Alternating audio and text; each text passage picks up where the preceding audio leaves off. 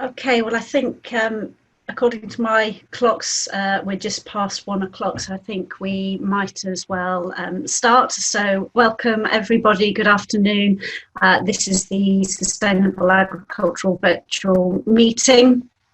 For those that don't know me, my name's Belinda Bailey, and I'm the Sustainable Farming Manager for Syngenta.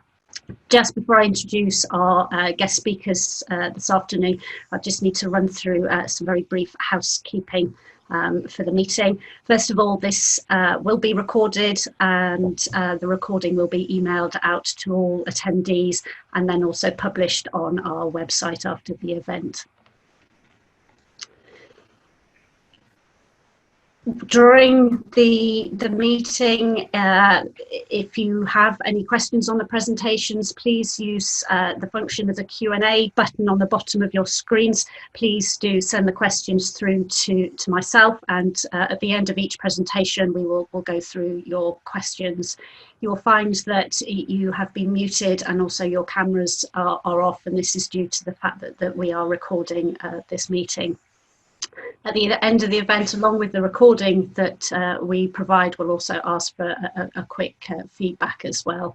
And we aim to finish the meeting within an hour. So yes, I hope you enjoy it. So what I'd like to do is just introduce to you our two guest speakers this afternoon. They don't really need much introduction. I'm sure you all know them as they're highly regarded within the agricultural business. So we've got Dr. Alistair Leake, and we've also got Phil Jarvis for the Game and Wildlife Conservation Trust. Syngenta has worked with the GWCT for a long time at Loddington, and we have currently got some projects running. A big one, we're coming to the harvest of year 3 of a conservation agricultural project, of which will run for 5 years. So I don't take up any more time. I would like to ask if Alistair is able to share his screen with his presentation and see if he is able. Okay, well, good afternoon, everybody. Sorry about that slight delay. It's lunchtime, so we're not going to have a heavy session, but I thought we would just go through some of the political changes which are taking place at the moment and the significance of those. Particularly, I'm going to cover the implications of the EU Green Deal, look at the key components of the UK Agriculture Bill and the implications for trade, and touch on the Environmental Land Management Scheme, which is proposed to come in from 2004, which will be the main means in which, in England at least, we access future payments, and look at conservation agriculture and IPM as a solution to policy demands and agronomic constraints. So let's first of all go to the Farm to Fork programme, which is the EU Green Deal, and there you'll see a whole load of aspirations which we probably expect from a Commission which is moving over a period of 60 years from food self-sufficiency in Europe to climate neutrality. And there's, as I say, all the things you'd expect to see there. Perhaps the bottom one a little bit surprising, this commitment to increase organic farming. And I think those of us that have been involved in this know that organic farming has some definite advantages to offer, not least the requirement for rotations which both exploit but also sustain soil health. But there is a heavy reliance on cultivation, and we'll see shortly some of the results of the conservation agriculture project which we're involved in, and you'll see from that some of the benefits which are coming out. There's also a commitment to reduce the use of pesticides, and particularly to cut the most hazardous ones, reduction of nutrient losses by 50%, and reduce fertilizer by 20% within the Green Deal. What are the implications of that?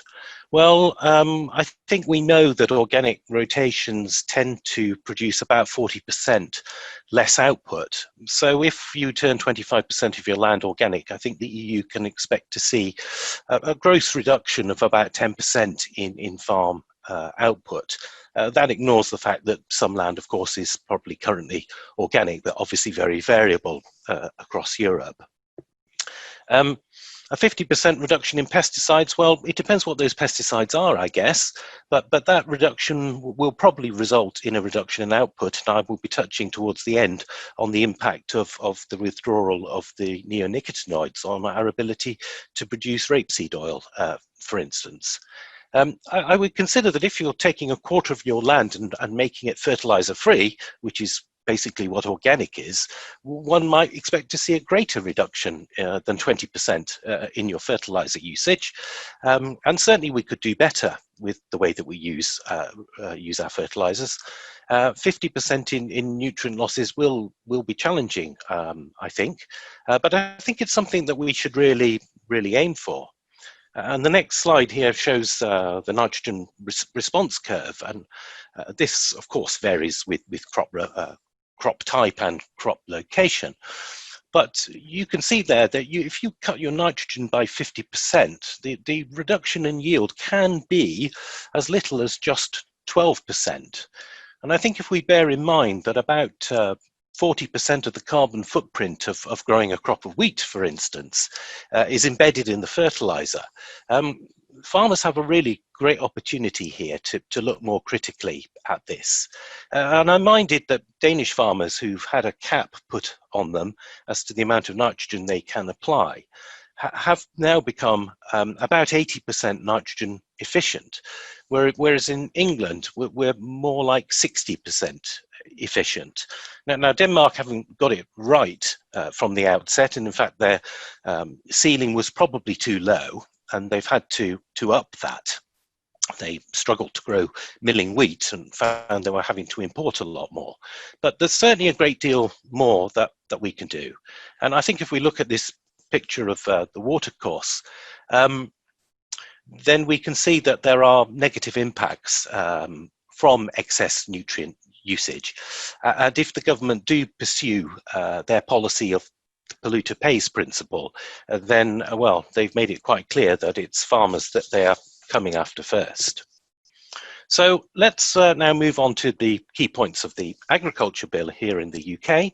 And I've picked out 4 or 5 areas there which I think are important: food security, food standards and trade, the announcement just in the last fortnight that we will have a Trade and Agriculture Commission, implication for soils, and looking quickly at the regulation of pesticides and the use of IPM. Now, I borrowed this next slide. Well, let's look at food security to start with. Obviously, the top one. I borrowed this next slide from the NFU, so thank you very much, NFU, for that. But I think it shows very clearly that we're on a downwards trajectory in terms of self-sufficiency, and I really do think that the scope of the Agriculture Bill in dealing with food security is totally inadequate.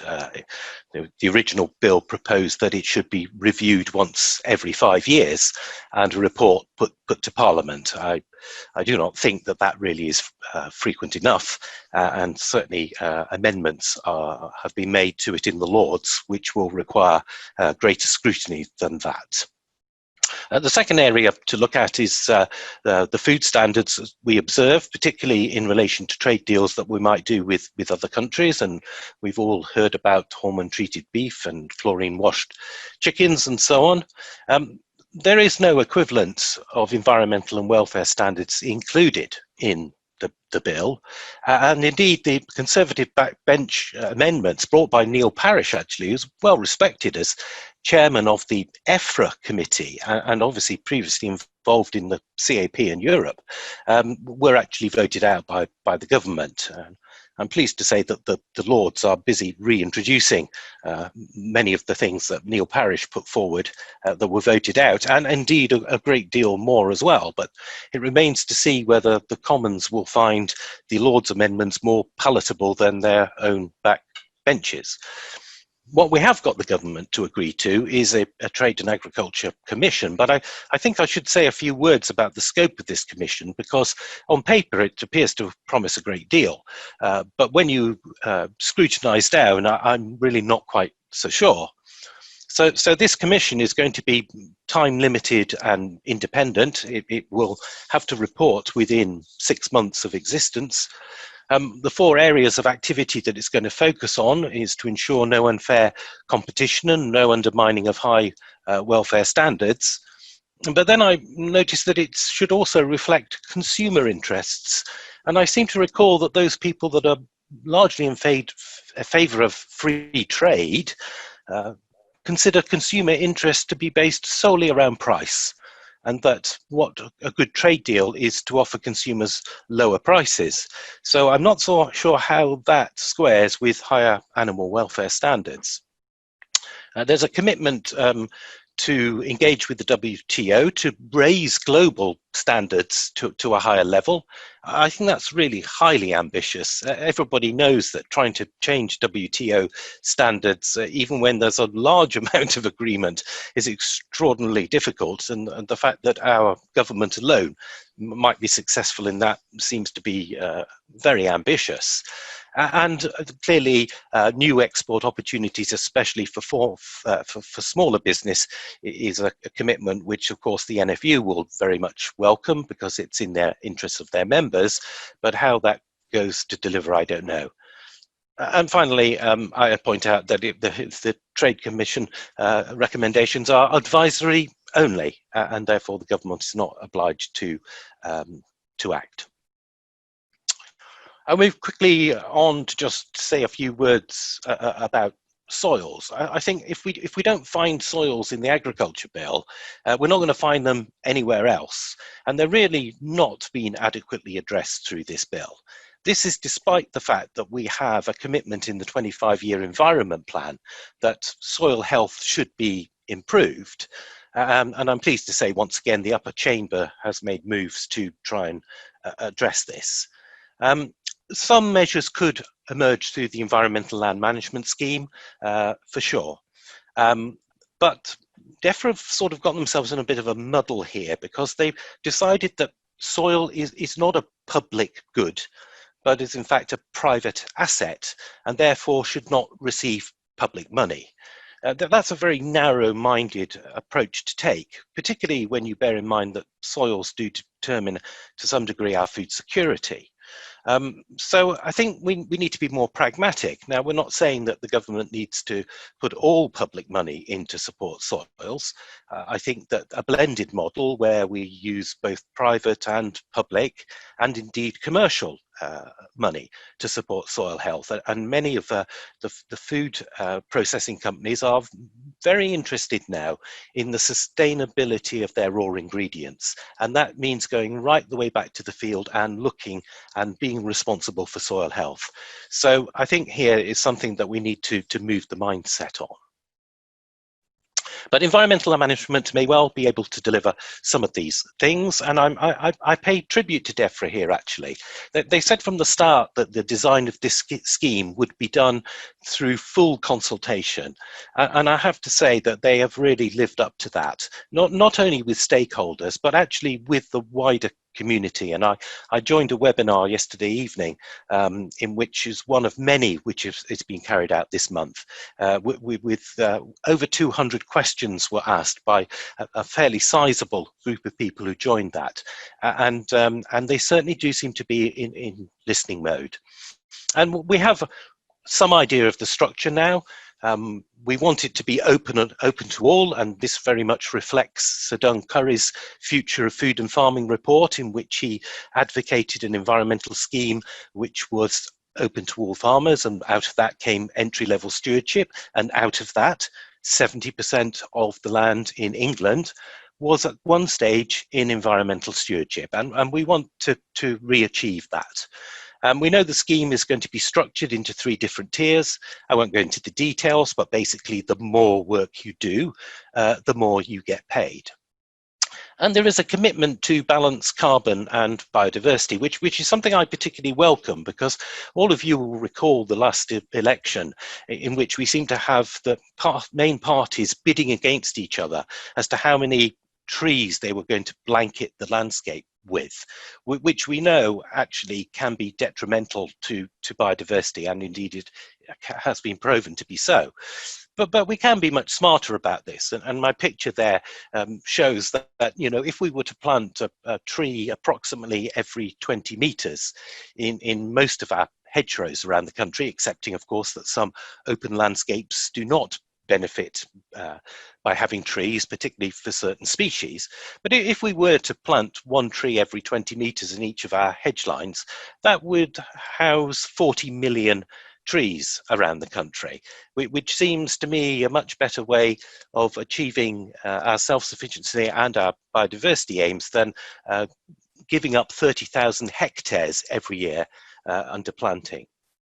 And I think also we need to look at other means, and I've moved on to the beetle bank slide, other means in which we can deliver both biodiversity and carbon sequestration. A beetle bank's a great example of something which offers a whole range of benefits to biodiversity, not just IPM and beetles and pest control, but also in carbon sequestration, earthworm numbers, harvest mice, etc. So, these things that we need to actually start to cost a bit better. So leaving behind balancing carbon and biodiversity, we hear this statement, public money for public goods, which means that things that we deliver that we don't normally get paid for, we should going forward. And I'm encouraged also that, unlike the model of environmental stewardship, where we've got income forgone and cost incurred, DEFRA are promising a reward element through this. So farmers can now look at managing the environment as part of their business because it brings them an income. And there's also a suggestion that certain elements could be on a payments by results basis. So the better you do it, the more you get paid. I also just flag up this polluter pays principle. At the moment, it appears that farmers have been singled out to receive this principle. We need to make it clear that if this is a principle that's worth having, then all society should be subject to it. So my next slide shows just a very attractive pictures of some flowers. We don't want a 10 score system as to whether it's good or bad. We need a simple excellent, good or poor, and we can pay on that. And let's try and move the complexity out of this, but certainly reward where people have done good things. And finally, in the agriculture bill, perhaps on the positive side, the door is left open for us to move away from the EU risk-based solution to pest regulation and go to a hazard-based system, which is one that most of the rest of the world adopts. And this, I think, is a much more rational approach. We will have to still look at IPM, not least because it's a key part of the 25-year plan, and we can expect increasing consumer pressure and restrictions on the chemicals that we use. And so I really do believe that the work that we're doing here with Syngenta on conservation agriculture and trying to weave in agroecological approaches to the field margins offer an integrated solution as we go forward. For those of you who are not familiar, the key principles of conservation agriculture are diverse crop rotation, maximum soil cover and maximum organic matter generation and retention, and minimal soil disturbance. And I'm going to finish off with a few pictures just showing how reduced tillage can benefit integrated pest management. And my first slide shows an aerial shot of a replicated trial using 3 tillage regimes. And I'm just going to focus on the 2 plots up at the top left-hand corner of your screen there. You'll see the outer one is badly infected with barley yellow dwarf virus. The one next to it is very clean. The outer one is ploughed, and the inner one is zero-tilled. And for many years, we've not really understood the mechanism taking place here. The next slide shows what we thought was was causing the solution, which was we thought the aphids couldn't recognize the green crop because of the amount of trash on the surface. It was acting as some sort of confusing mechanism. But an entomologist colleague of mine, John Holland, suggested to me a few years ago that this might actually be due to the number of spiders in the crop, and that they were actually helping control the pest. And certainly we know from looking at canopies of fully grown crops of wheat, they can be very useful, as it shows in this slide, for catching orange blossom midge. But one crop we are really struggling to grow in this country is oilseed rape, and it's ironic that we're importing rapeseed oil from countries which can still use neonicotinoids when we cannot. So this little fella here, you can see, is very smart in his blue seed jacket. This was the neonicotinoid seed dressing, which we can no longer use. And as a result, this little maggot is doing very, very well. And that has resulted in tens of thousands of acres of oilseed rape having been lost. So in order to measure whether spiders were having an effect, we went out into the field with a big suction sampler, and we sucked the insects out of the 3 tillage plots: the plough, the min-till, and the zero-till. And my next slide is a bar chart which shows all the insects that we sucked out of that crop. And I want really just to concentrate on the 2 main species we're interested in. First of all, the pest species, which is denoted by the yellow and the light blue box. So on the far right-hand side of your screen, you can see there's quite a lot of pest species on the plough plot. If we move across to the middle screen, you'll see there's still quite a bit, particularly of the blue proportion of that species. But if we go on to the light till plot, we find there's no pest. Then if we look at the spiders, which of course we're interested in, that's denoted by the orange bar. And if we go back to the right-hand side, you'll see that on the plough side, there's very few spiders, a lot more in the min-till, but having less of an effect. But 10 times more in the zero-till.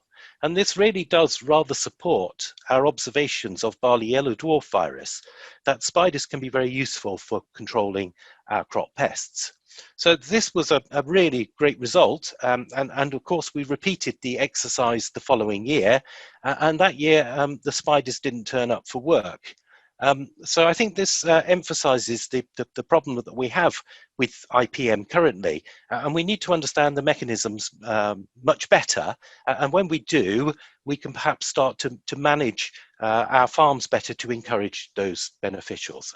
And Phil will now go on and say some more about the Syngenta Conservation Agriculture project. Thank you very much.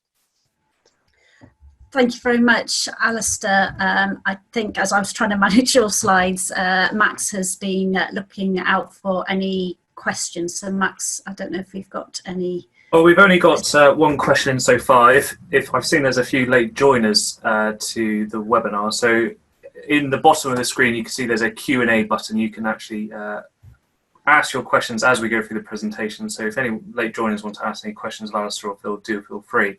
But at the moment, Alistair, there's only one question come up, and it's quite a broad question, and it's really just round up question marks. So I think people want to have your comments around agriculture going forwards and the problem around glyphosate. Yes, this is something to be concerned about. I really do think, and hopefully our government will be brave enough and go towards a risk-based system, which I think would be helpful in this case. In the meantime, some of us are looking at mixtures that we can use for fertility building that we can remove without having to use glyphosate. So particularly concentrating on broad-leaved species rather than grass species. But I think we need to make it clear what the overall environmental implications of losing this particularly active are going to be. Yeah, Max, could I just come in there? Of course, Phil. Feel free. Yeah, I think it's an interesting one. You know, we talk about integrated pest management, and it seems to me that glyphosate has sort of been one of the battlegrounds that it's very clear cut to a lot of people which particular side of that skirmish they wish to be on. But I would I would just allude to that point Alice was making, that the replacement for glyphosate. Yes, there'll be a lot of innovative thinking, and I think should it go, there will be that thinking. But remember that the alternatives, the amount of diesel that we perhaps have to use, cultivating lots of soil to get rid of some of the problems, topping. I've heard of things about electricity and fire to get things, is not particularly great for some of the things that might live in the countryside and some of our flora and fauna. Thank you very much. Okay, if we move on to Phil, if you're able to share your presentation.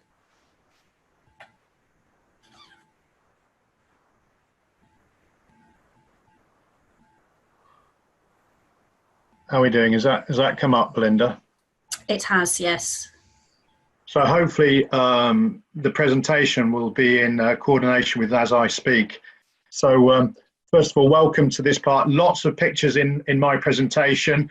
And I thought before I started specifically on the Conservation Agriculture Project, I just put a few pictures up about our season in the last sort of 12 months. And I'd like to thank some of these photos which have been taken with our drone that we're using in our Kellogg's Origins project. So I think they give a good perspective about what I'm going to be talking about. And really, the first thing to mention, if I can get the slide to move on, is about rotation. Now, this rotation, you'll see two orange fields in the top left there. That is the only winter wheat we have on the farm, and that was drilled on March the 23rd. And I didn't think it was going to vernalise. Luckily, it has. So thank you very much to Variety Leeds. But the rest of it, apart from some winter beans, the rest of it is all spring cropping, which is unusual for us on our heavy land farm. So we have been forced into an occasion this year whereby we have a lot of spring cropping.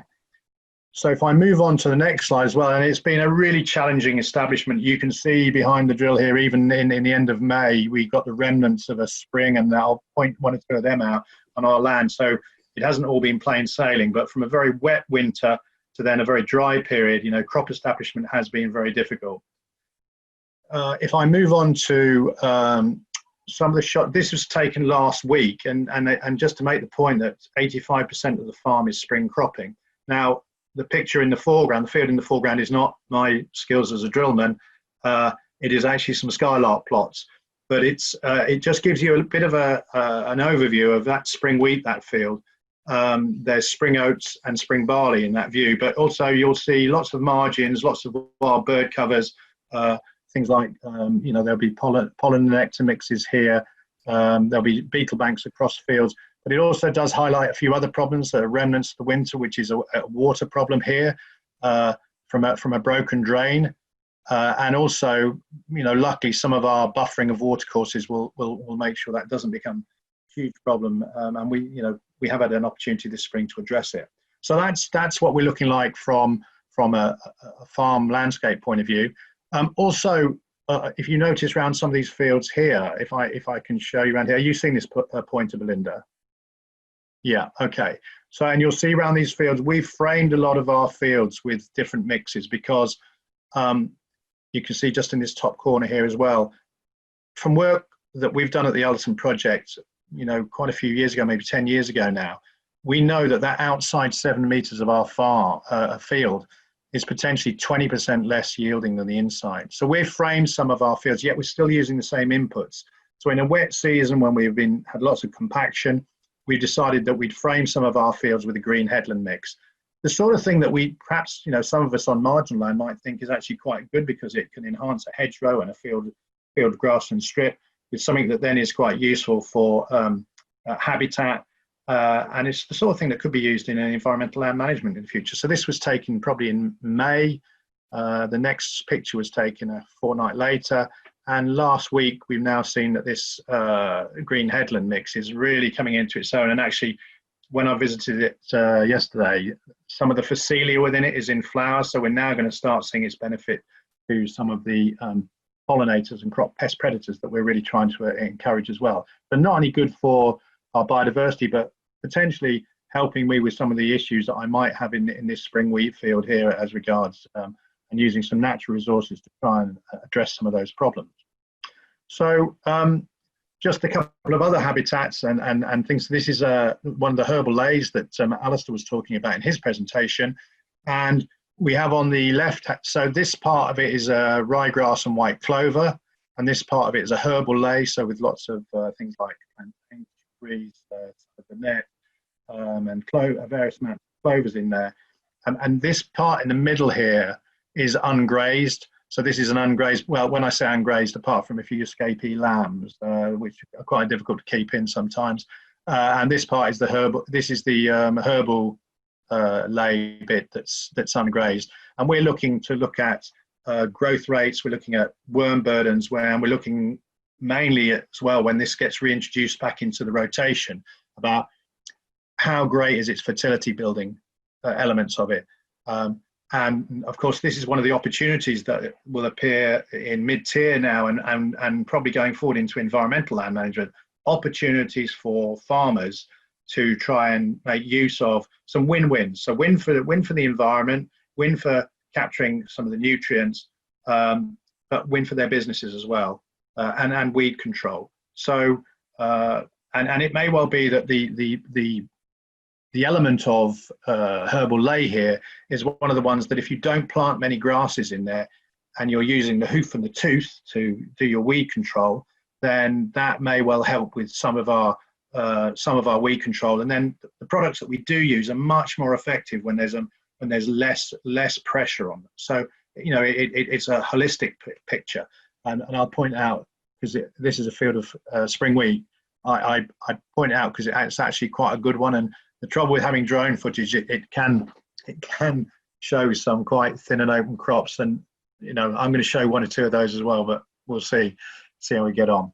And also this picture here is now another option that would be within the agri-environment as well, and this is a temporary lay which you can see the sheep are grazing on. We take a silage cut off it, and you know you could either use it with sheep, or you can have one of the options where you just do it as fertility building. You know, there's different payments from between 300 to 500 pounds a hectare. And that once again is, you know, may well give opportunity to take a bit of risk out of the business and, you know, start you on your, you know, as a vital element of your rotation going forward. And of course, it will have some implications around net zero as well, and then your carbon, you know, the ability to sequester carbon, and perhaps build organic matter, and that may well be a key point in future markets for you know, carbon. So that's really quite important. So and here's another example of the fields that have been framed. This was taken in May, and you'll see these areas here are the ones that where we're growing a summer legume mix in this particular field. This will be some wild winter food for under stewardship, which is probably in the middle of that. So I talked about a really wet period over the winter. This then, as soon as we went drilling, of course, it went very dry. So we had 4 or 5 weeks with very little rain. They are beginning to catch up. You know, as I speak today, we've had quite a bit of rain. So with these crops are moving forward now. Just a couple of final things before I move on to the conservation agriculture project is some of the other stuff around sustainability. So within our agroforestry project, and these are some of my Leicester longwalls, and I think I've got some, I call these the chunky monkeys. So these are the Rylands, and they are, this is about health and well-being and what attracts people to come to your farm, and potentially what are the business opportunities for you. And many of you will be familiar with things like Open Farm Sunday. And with the pandemic that we've been through with COVID, then, you know, there has been much more demand for local, you know, farm shops, local provenance. And I think Alistair's alluded to, you know, our self-sufficiency. We should try as farmers to really enhance that or build on that. And I think looking at how we can engage our community and supply locally, this is part of the agroforestry trees that are growing in that part of that field. But how can we, perhaps with things like farm clusters, where groups of farmers join each other, not only for facilitation funds and looking at things like fish and small mammals and perhaps a wider biodiversity, but try and turn them into business opportunities as well. So some real scope there. And of course, within things like the agriculture bill, there's going to be support for producer groups. And within some of the other legislation, the Trade Commission and that, we talked about potential for within Elms, there's potential for people in tier 2 of it to join together and potentially share ideas, resources, and perhaps business opportunities. So that's as a way of quite a long introduction into what's going on the farm, but it does set the scene to say what I'm going to talk about now. The landscape we're farming in are heavyish soils, and I'm hopefully going to show you that there are actually some crops growing in some of those fields. But just a couple of things is the fact that the opportunity for framing your fields, and this is one of the wildflower mixtures, there are opportunities now in mid-tier to make sure that rather than waiting for elms to come in 3, 4 or 5 years, there are opportunities now to get into countryside stewardship and help with some of those things like unharvested headlands, legumes, pollen nectar mixes for crop pest predators and pollinators, and also low input cereals, for example, where you may well find that after a grassland lay, you may well be able to go into something that adds value to your rotation because there'll be a stewardship payment with it.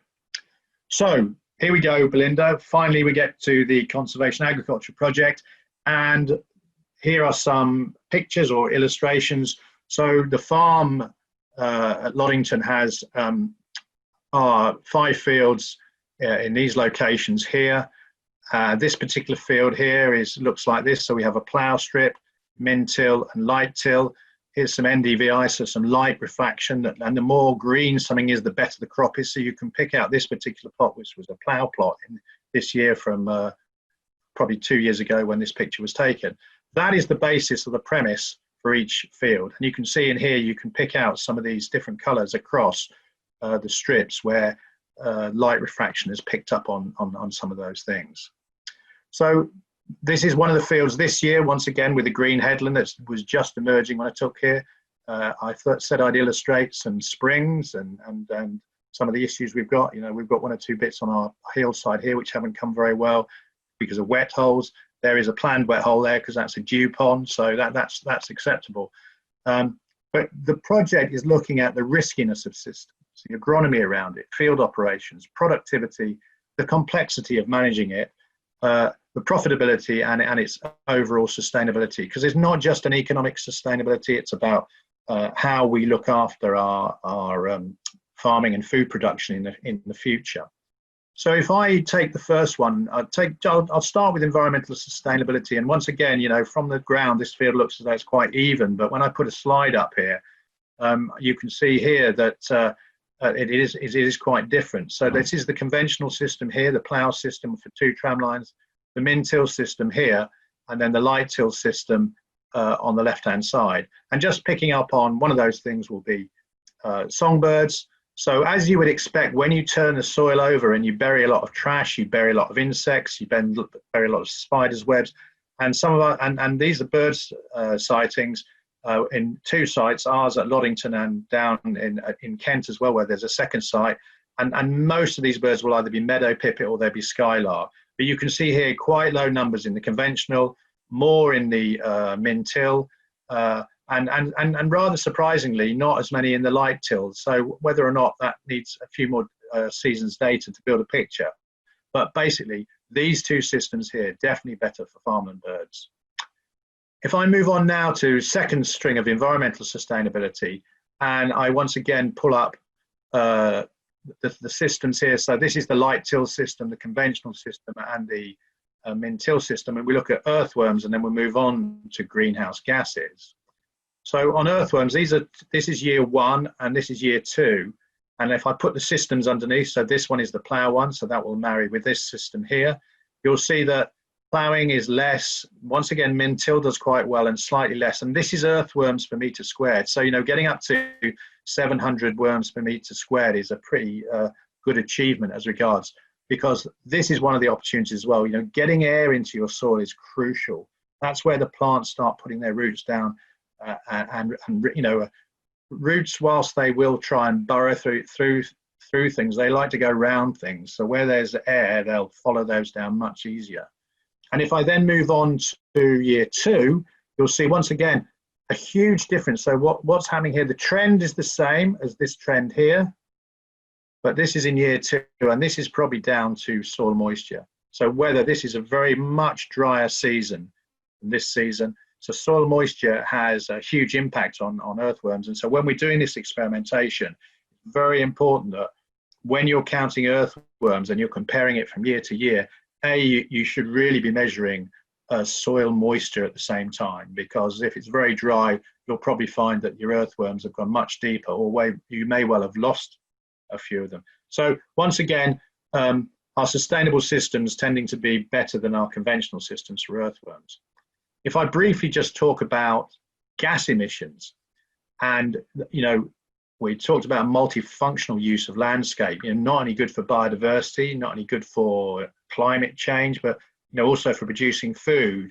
So if we look at the amount of emissions here, and this is a carbon dioxide equivalent of all the greenhouse gases, so nitrous oxide and methane, we're finding that our plough system from year 1 certainly had much more carbon dioxide in the conventional system, and gradually coming less as we did less cultivation.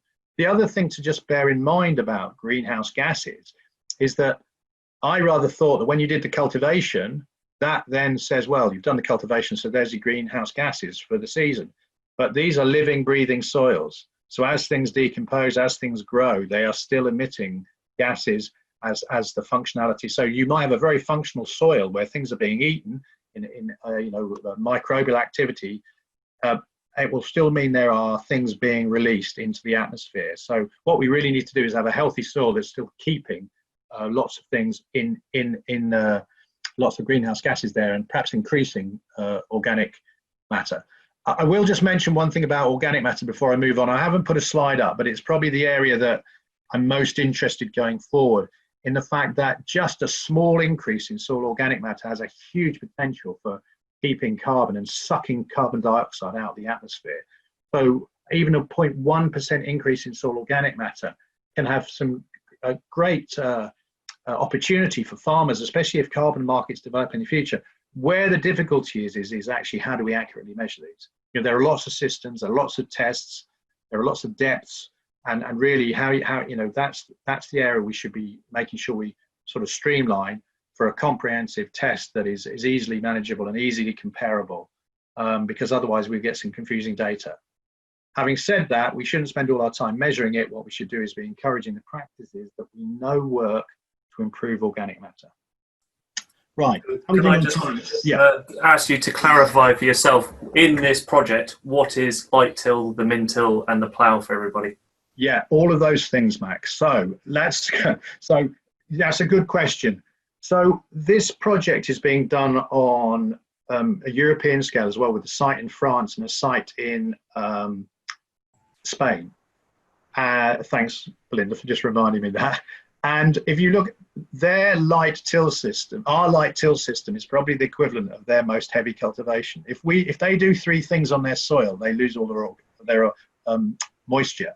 So to answer the question, conventional tends to be plough.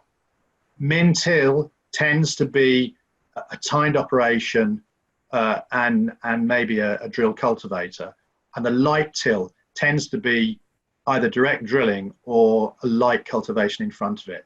So it's not an exact thing every year, because I think tying yourselves down to saying, well, we're only going to do that, sometimes season changes. What I would say is conventional system has more cultivations and is usually inverted. The sustainable system always has one more cultivation than the light till. Does that clarify that, Max? Yeah, I think that gives everyone an idea. Maybe just a comment on what's the depths of those, if those cultivations do take place, I guess. Yeah, so now I'll go between that. Can I speak in old money for a minute, and then someone can convert? So ploughing usually between 6 and 8 inches is the cultivation depth, and then things like power harrying to with about 10 centimeters. So what are we talking about? 20 centimeters of ploughing and 10 centimeters of power harrying on the top of conventional. The sustainable min till system tends to be our preferred way is a low disturbance subsoiler that doesn't actually go into the subsoil. So for example, that will be at 20 centimeters, because most of our soil below 20 centimeters is in pretty good nick. So I'm trying to address the surface compaction. And And the light till will really be 2.5 centimeters with a straw rake or a carrier cultivator, and maybe 2 to 4 centimeters when it comes to drilling, or even on some things you might want them even much more near the surface. So that gives you an idea of depth of cultivation on those 3 systems. Perfect, thank you.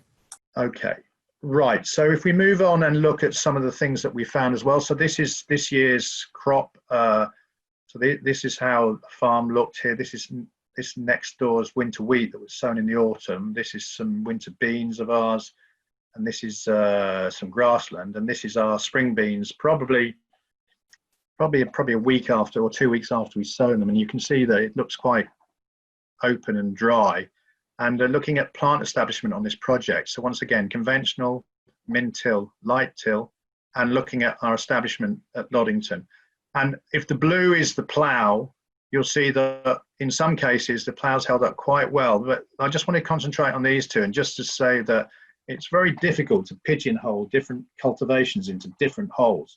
So for example, early cultivated winter wheat field after oilseed rape, and a period of 2 months where it rains and it's really sunshiny, so you get a lot of weathering effect. So when you get that weathering effect, what you do is you find when you come to drill it, you get a very nice seed bed. At the other end of the season, late drilled winter wheat after a winter bean crop that's been ploughed, and then it becomes very dry, you end up with same cultivation process, but not the weathering, and suddenly you're now got less establishment. So it's very difficult to just say one system is not as good as the other.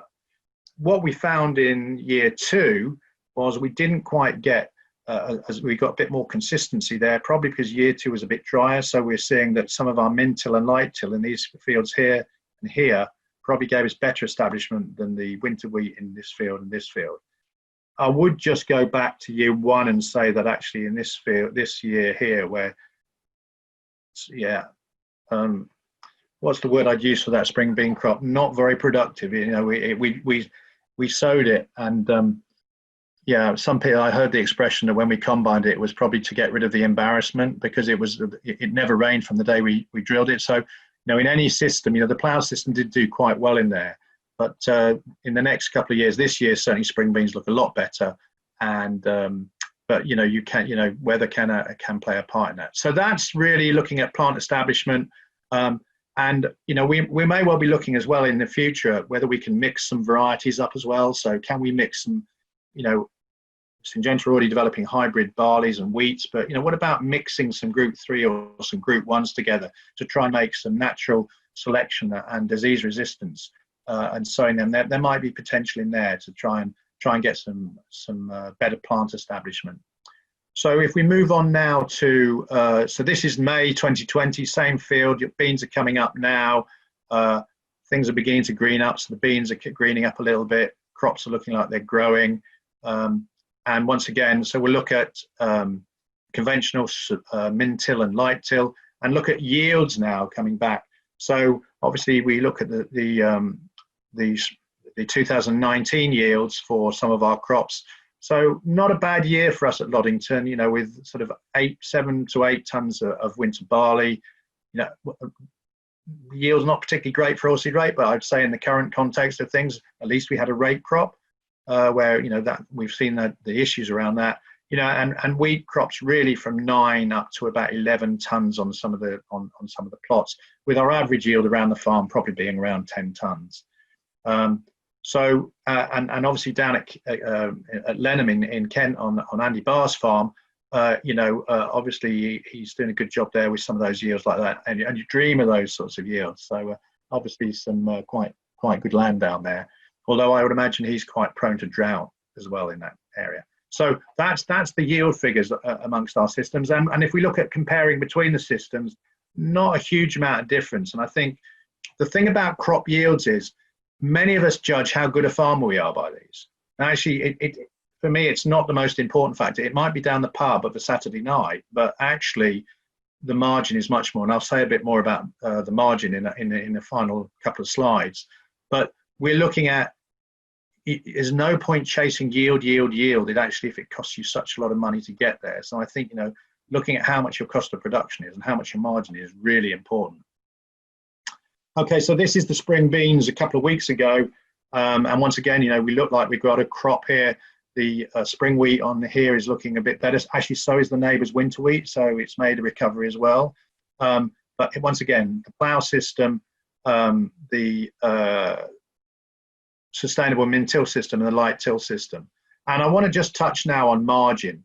And please bear with me on this graph. So this is over the year 2 was the crop income from the 3 systems. So ploughing is still coming out because the yield was slightly better, and then min-till was the 3rd one, and the second highest yields were in the light till system.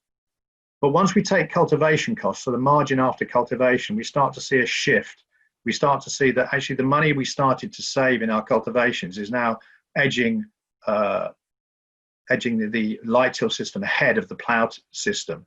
So that's great, but what I would say is sometimes in the first year we did this, even with the cultivation saving, plough still came out on top. So you've got to make sure you don't get caught up in false economies, whereby you save 100 quid or 150 quid a hectare on establishment, but you lose 200 quid a hectare on yield at the end. So once you get more into this system and your soil starts having benefits for it, you actually then start to see that margin starts to be much closer. And when you take the cultivation costs off, you then start to see the benefits of this conservation agriculture. And the final slide, which is the one that's a really interesting one, is that once you've taken those cultivation margins and you've done your variable costs, what happens if you take your fixed costs off? So for example, on this system here, the light till system, I've probably got a tractor and a cultivator less. On the min-till system, I may well just have a tractor less. And actually, when you add them in over a 5-year period of what it does to your bottom line, then you then start to see that actually you start to see this sort of system getting much further ahead of the conventional system. So what I would say, in order to make this system work, not only is it a real close look at your variable costs and your cultivation costs, but it's looking at your it's really looking at your fixed costs and making sure you tidy up your machinery shed. So it's a real key point to take from this is, if you need something, go and hire it, join up with a neighbour, don't necessarily keep it on the back. Right, I think this is my last slide. So what are the benefits? We've seen a reduction in greenhouse gas emissions. We've seen a big increase in earthworm numbers. We've seen a reduction in our cultivation costs. And I think when we're talking about things like farmland birds, which a lot of organisations outside farming and those that are looking at a rural landscape often judge us by how we're doing on that. It's great to see that actually some of the stuff we're doing on the Conservation Agriculture Project has an impact on farmland birds, with a huge increase using those areas which have weed seeds and straw and stubble on. And I would really advocate everybody getting out there and counting their birds on the Big Farm and Bird Count in February each year, and more of that later in the year. But there's also reductions in fuel use, and there's increase in obviously output and work rate. So hopefully that's given you a bit of an insight into some of the environmental benefits and opportunities and some of the financial ones as well. And of course, we're only 2.5 years into this project. By the end of years 3, 4, and 5, we'll start to build on this picture. So there we go. That's a quick trip around Loddington and the Conservation Agriculture Project. Thank you very much, Phil. I think that's great. It's really interesting to see how the farm has progressed through the season after the difficult autumn that you had, and we were getting extremely worried as to whether we'd actually get anything in the ground this year for the project. So, no, thank you very much, both Phil and Alistair. That's great. We have got a couple of questions that have come in for you, Phil. Just one more of a comment for you to come back with. I suspect that there is not a typical soil organic matter content percentage. Government seems to be suggesting 5%. How can they be persuaded that this is not the absolute, but the relative, that it's important? Yeah, that is a good question, because there are hundreds of different soil types. And if you're a very sandy land farmer, where you've got to remember that it's really difficult to increase soil organic matter. Plus the fact that you might have a really good functioning soil that tends to eat it. You know, you increase it, but if you increase it, you increase the things that like to eat it as well. So it's not like a straight line going up. It's more like a stairs and steps. I think we've got to be very careful about bringing in metrics and saying, I think we all know enough about our own farms to say, comparing one farm to the other is really difficult to try and say, oh, we're going to base a payment system on that. What do you do if you're a fenland farmer? What do you do if you're a farmer who's got 6 to 8% organic matter now and you're given a target to increase on? What about the work you've done over the last 20, 30, 40 years? So if I put into context some of our soil organic matters, we've measured soil organic matter at 3%. And over the last couple of years, I've had some up at 6, 7%. So I know for a fact that our organic matter has increased by 2%, but some of the tests will tell me that, oh, that's great. So I might as well just send those in and say, well, just send me that based on that. There has to be much more clarity on that work. So I think what I would say on the soil organic matter is do the same test on your farm with the same method and the same depth. Because if you start changing the depth, you'll start changing the organic matter content. If you change the laboratory, they might say it's a loss of ignition or the DOMAS test, a different test, or they might say it's the same, but they could be differences in how their protocol is. So I'd say same test, same location, and then keep the information for yourself to compare your journey, and then see whether or not you can feed it into your carbon calculator and get something out of the marketplace for it. Thank you. Okay, another question we had was to do with your spring beans. What do you attribute to the better establishment of your spring beans in the ploughed plots in what must have been a moisture challenging spring? I would imagine that the fact that they were probably autumn ploughed and the weathering again, the fact that they've been weathered. So I think if we were cultivating in the spring, we would have found a much different story. But those fields were cultivated in September, that plough plot. So I think some people call it setting up for the spring. So if you can do a lot of work setting up in the autumn, it's we had quite a good cover crop on the rest of the field. We also had a bit of a cover crop of charlock on there. So yeah, that would be what I put it down to, good weathering. Great, thank you. And just one more at the moment, Phil. Looking at all the benefits, how much do you expect these benefits to be recognised in the ELMS scheme? Oh, good. Well, Alistair alluded to the business around soil and would it be recognised? The devil will be in the detail here, because we first of all we need to have a proper delivery system. It needs to be streamlined. But it needs to be multifunctional. And this is the point I'm getting to about will it be recognised? There are some major benefits for net zero. There's some major benefits for biodiversity, and there's some major benefits to food production. But if we think about keeping those things in separate silos, so we'll only pay for biodiversity, or we'll only pay for net zero, or we'll only pay for food production's actually the farmer's thing, then how do you develop those win-win-wins? It's not an exact science. So I think we have to get out of that single silo mentality and say, it's good for the environment. And farmers are up against a lot of competition trade-wise, a lot of environmental pressure. And actually having a really strong foundation for British agriculture, which addresses all those issues, got to be recognised. What we can't have is a race to the bottom where we want cheap food and we want cheap environmental delivery, because that is just not, that's a recipe that can't go. So let's see what the detail is before, but believe me, with ourselves and organisations like the NFU, we are trying to make sure that we have a big holistic picture that these things do get recognised on. It's good for our country and it's good for our UK landscape. Okay, great. Thank you. Well, I don't think we've got any more questions, and we're absolutely bang on 2 o'clock. So my within an hour is spot on. Well done, Phil. So just for me to say thank you very much all for attending, and a real special thank you to Alistair and to Phil for all their time in preparing their presentations and giving us their time this afternoon and their expertise. It's greatly appreciated, and I thoroughly enjoy working working in partnership with Loddington on the Conservation Ag project, learning things all the time, an exciting place to be, and yeah, looking forward to the next few years with the project and the outcomes that we might have from it.